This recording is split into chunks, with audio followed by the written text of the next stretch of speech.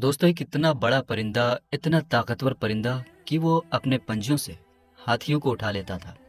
यह मखलूक पहाड़ों में पाया जाता था और बहुत ताकतवर था। उसने इंसानी इलाकों में बहुत तबाही मचाई थी। लेकिन जब अल्लाह के एक पैगंबर ने उसे बद्दुआ दी तो उसका अंजाम क्या हुआ? क्या अरबी कहानियों में बताया गया ये परिंदा सच में था? और वो कौन से पैगंबर थे जिनका सामना इस बड़े परिंदे से हुआ? इसके अलावा एक और परिंदा भी है जो आग से पैदा हुआ है और फिर आग के शोलों में ही मिल जाता है।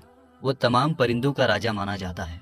क्या ये अरबी कहानियों का परिंदा सिर्फ एक कहानी है या पुराने जमाने में सच में ऐसा परिंदा हुआ करता था? इस वीडियो में हम दुनिया के दो सबसे अजीब और दिलचस्प परिंदों फिनिक्स और अनका के बारे में जानेंगे। हमारी इस खूबसूरत दुनिया में बहुत से हसीन और हैरान कर देने वाले राज छुपे हुए हैं जिनके बारे में हमें पुराने किस्से कहानियों की किताबों में पढ़ने को मिलता है। इंसानी इतिहास में कई तरह की अजीब और अनोखी मखलूक जीव की कहानियां मशहूर हुई जिन पर यकीन करना मुश्किल लगता है, लेकिन उनके बारे में जानने की ख्वाहिश हमें उनकी ओर खींचती है। ऐसी ही एक अजीब मखलूक का नाम अनका है। अनका पुराने जमाने में पाया जाने वाला एक अजीब और अनोखा परिंदा था। यह परिंदा बहुत दूर दूर तक उड़ सकता था। कहते हैं कि अनका को सूरज के डूबने की जगह के पास देखा जा सकता था। यह जिस्मानी तौर पर सबसे बड़ा परिंदा था। इसकी ताकत इतनी थी कि ये अपने पंजों से हाथियों को ऐसे उठा लेता था जैसे चील चूहे को उठा लेती है। जब अनका हवा में उड़ता था तो उसके पंखों से ऐसी आवाजें आती थी जैसे बिजली गरज रही हो या तेज पानी का बहाव हो रहा हो। यह परिंदा 1000 साल तक जिंदा रहता था और सभी परिंदों में सबसे खूबसूरत माना जाता था। हजरत इब्न अब्बास बयान करते हैं कि अल्लाह ने मूसा अलैहिस्सलाम के ज़माने में एक परिंदा पैदा फरमाया था जिसका नाम अनका था। उसके दोनों जानिब 4 हाथ थे और उसका चेहरा इंसानी चेहरे की तरह था।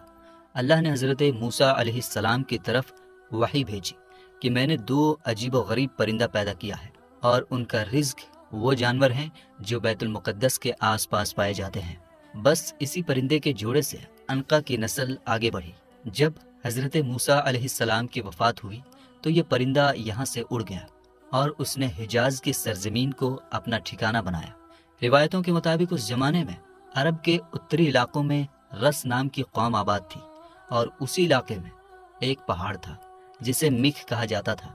उन पहाड़ों में बहुत ज्यादा जानवर और परिंदे रहते थे जिनमें अनका परिंदा भी शामिल था। यह परिंदा इस पहाड़ पर साल में 1 मर्तबा ही आता था।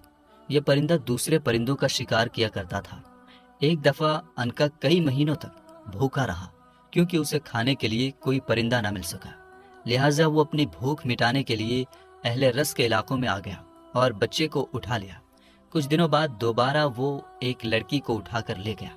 उस जमाने में रस नामी कौम की तरफ एक नबी भेजे गए थे जिनका नाम हजरत हंजला बिन सफवान अलैहिस्सलाम था।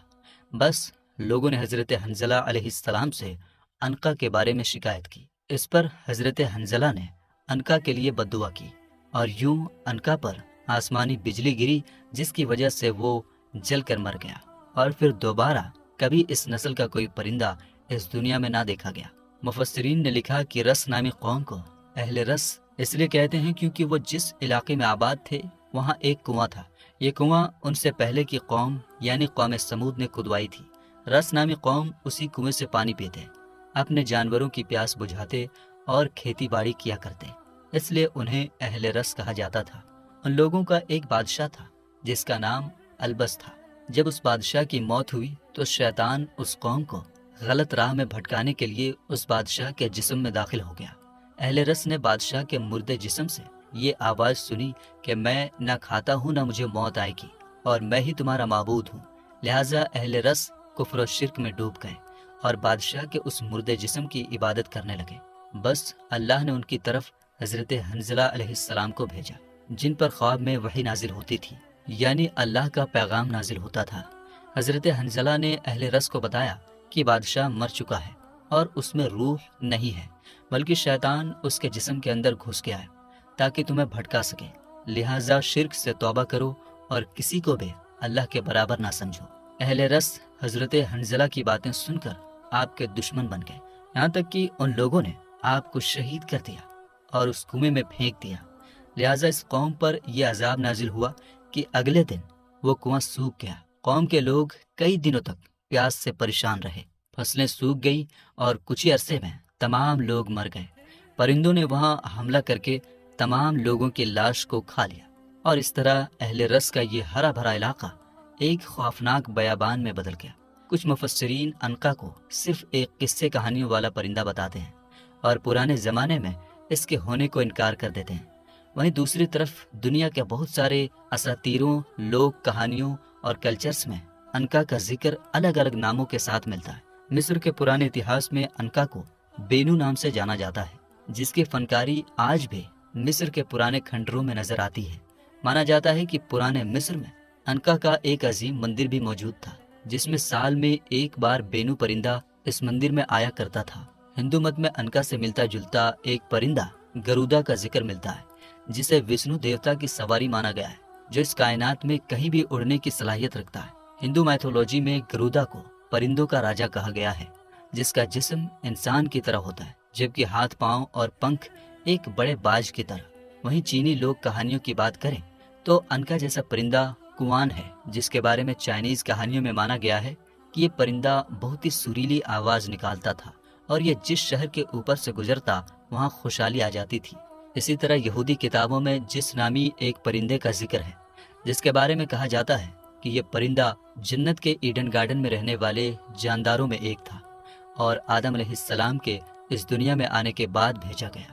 جبکہ گریک اور رومن میتھولوجی میں گریفن نامی ایک عظیم مخلوق کا ذکر موجود ہے، جس کا جسم شیر کا اور سر پرندوں کی طرح ہوتا ہے، جسے کنگ آف دا بیسٹ کہا گیا ہے۔ پرانے زمانے کے یونانی لوگ گریفن کو دولت اور خوشحالی کی نشانی بتاتے تھے۔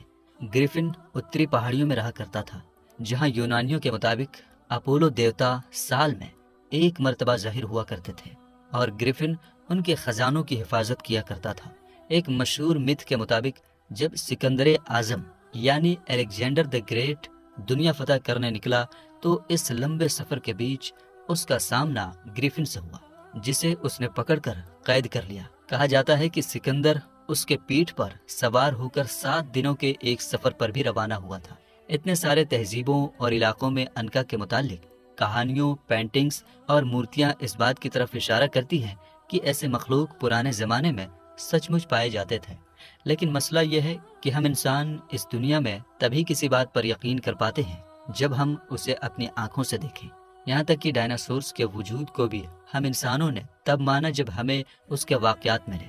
لہٰذا ممکن ہو کہ آنے والے دنوں میں ہمیں ایسے واقعات یا فوسلز مل جائیں جس سے یہ بات ثابت ہو سکے کہ عنقا نامی یہ پرندہ اتہاس میں سچ مچ پایا جاتا تھا یا نہیں۔ دنیا میں طرح طرح کے پرندے موجود ہیں جو اس کائنات کی خوبصورتی میں 4 چاند لگاتے ہیں، لیکن ان میں ایک پرندہ ایسا ہے جو اپنی دلچسپ اور حیران کرنے والی خاصیت کی وجہ سے سالوں سے چرچے میں رہا ہے، جسے سی مرغ یا فینکس کہتے ہیں۔ لوگ اسے فائر برڈ کے نام سے بھی جانتے ہیں۔ عربی فارسی میں اسے عنقا یا ککنس کہتے ہیں، آریہ لوگ اسے امر پکچھی اور ترکی اسے تگرل یا ہما کہتے ہیں۔ یہ پرندہ اپنی غیر معمولی لمبی عمر کی وجہ سے مشہور ہے۔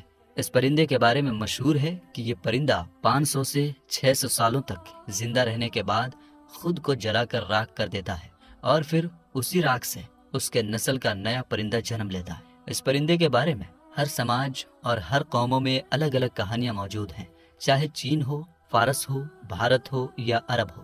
اتہاس لکھنے والوں کے مطابق سی مرغ پہلے عرب کے علاقوں میں پایا جاتا تھا، اور عرب کے اونچے اور ویران پہاڑی چوٹیوں میں اس کا بسیرا تھا۔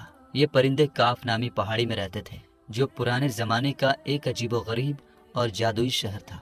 کہتے ہیں کہ اس پرندے نے کبھی زمین کو نہیں چھوا، اور یہ اتنی اونچائی میں اڑتا تھا کہ اسے کوئی بھی نہ دیکھ پاتا تھا۔ سی مرغ بہت ہی خوبصورت ہوتا ہے۔ اس کے پر جامنی رنگ کے اور دم نیلی، ہری اور گولڈن ہوتی ہے۔ یہ دیکھنے میں کسی بڑے چیل کے جیسا ہوتا ہے۔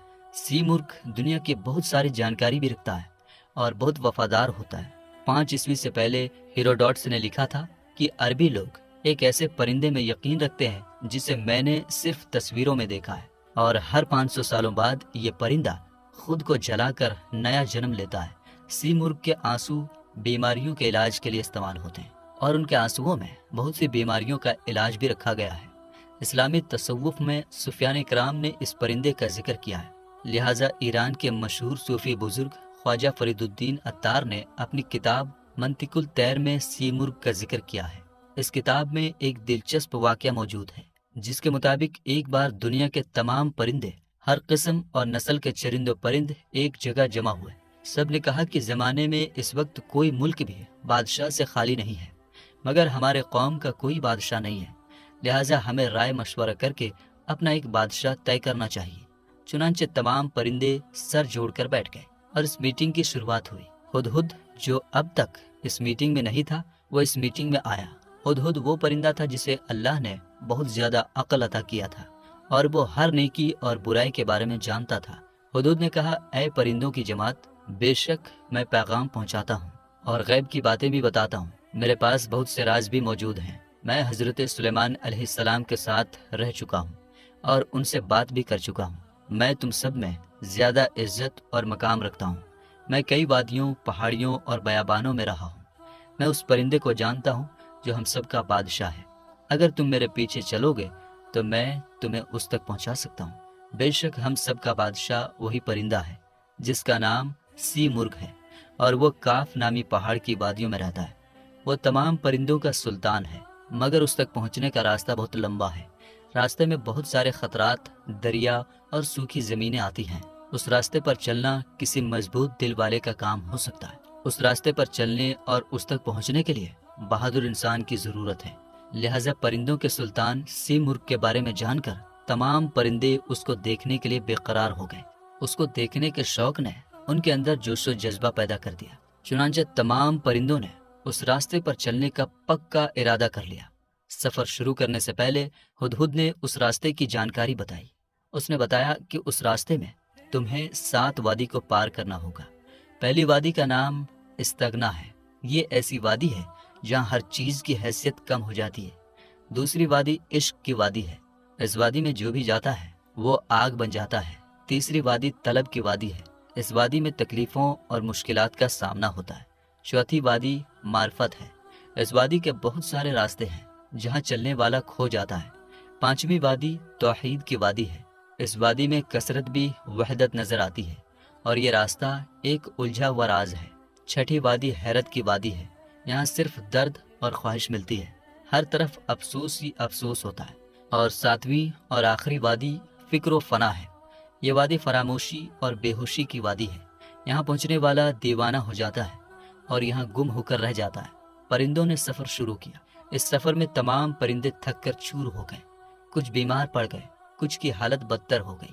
بلبل، طوطا، چکور، باز، بوف اور دوسرے قسم کے پرندوں نے راستے میں ہی ہار مان لیا۔ پرندوں کے پر خون سے لت پت ہو گئے، وہ رونے پیٹنے لگے۔ انہوں نے ایسا راستہ دیکھا جس کا کوئی انت نہ تھا، ایسا درد دیکھا جس کی کوئی دوا نہ تھی۔ ان کی کمر ٹوٹ گئی۔ ہزاروں پرندے تو درد اور تکلیف برداشت نہ کر پانے کی وجہ سے راستے میں ہی مر گئے۔ انہوں نے ہدہد سے کہا کہ ہم اتنی مشکل وادی کو پار نہیں کر سکتے۔ لہٰذا ہدہد نے ان وادیوں کے بیچ ایک جگہ پڑاؤ ڈالا اور تمام پرندوں کو جمع کیا۔ ہدہد نے کہا، میں نے تم سے پہلے ہی کہا تھا کہ سی مرغ تک پہنچنا اتنا آسان کام نہیں ہے، لیکن تم مجھے اپنا رہبر مان کر میرے پیچھے چلتے رہو اور ان مشکلوں اور خطروں کا ڈٹ کر سامنا کرو۔ یاد رکھو، اگر دنیا و آخرت میں امر ہونا چاہتے ہو تو تمہیں اس بادشاہ تک پہنچنا ہوگا۔ اس کے پر کی ایک چھاؤں تمہاری تمام تکلیفوں کو ختم کر دے گی اور تمہاری قسمت کو پلٹ دے گی۔ اے پرندوں کی جماعت، اس دنیا میں تمہیں تھوڑے ہی دن رہنا ہے، پھر ایک دن تو تمہیں موت ضرور آئے گی۔ لہٰذا دنیا کی نجاست میں کیڑوں کی طرح مرنے سے بہتر ہے کہ تم اپنے سلطان کے بارگاہ میں جا کر شہید ہو جاؤ اور عزت کی موت مرو۔ ہدہد نے کہا، اس فانی دنیا کی محبت اپنے دلوں سے نکال دو، تمام خواہشوں کو کچل ڈالو، اپنے دلوں کو پاک کرو، دنیا کی ہر چیز سے بے فکر ہو جاؤ، حوصلہ کو بلند کرو اور اس دنیا کے خیال سے نکل جاؤ۔ پرندوں میں پھر سے ہمت آ گئی اور ہزاروں لاکھوں پرندے ہدہد کے پیچھے چل پڑے۔ آخرکار اس مشکل اور لمبے راستے کو پرندوں نے پار کر لیا۔ اس لمبے سفر میں صرف 30 پرندے یہاں تک پہنچ پائے۔ ان تمام وادیوں کو پار کر لینے کے بعد وہ کاف نامی پہاڑ میں داخل ہوئے۔ اس وادی میں داخل ہونے کے بعد جب انہوں نے اپنے آپ کو دیکھا تو ان کے جسم پر موجود نہ تھے، ان کا جسم آگ میں جل رہا تھا۔ تمام پرندے فانی ہو گئے تھے दरअसल उन्हें एक नई जिंदगी मिल गई थी। उन्हें काफ पहाड़ की एक ऊंची चोटी पर सी मुर्ग नजर आया। जब वो सी मुर्ग के पास गए और गौर से उसे देखा तो उन्हें उसमें और खुद में कोई फर्क दिखाई नहीं दिया। इस मंजिल तक पहुंचकर न उनका कोई रास्ता दिखाने वाला रहा था न रास्ता। लिहाजा अब उन्हें पता चल गया कि जिस मुर्ग की उन्हें तलाश थी दरअसल वो खुद ही है। दरअसल सी मुर्ग के इस वाक़ये के पीछे ख्वाजा फरीदुद्दीन अत्तार ने तसव्वुफ का मुकम्मल मुकदमा पेश कर दिया है। यानी किस तरह एक बंदा दुनियावी ख्वाहिशात, नफ्स परस्ती, अना और हर चीज़ को निस्तो नाबूद कर देने के बाद तसव्वुफ के तमाम मंजिलों को सर कर सकता है। और जब इंसान तमाम मंजिल तय कर लेता है तो फना हो जाता है और उसे मार्फत मिल जाती है।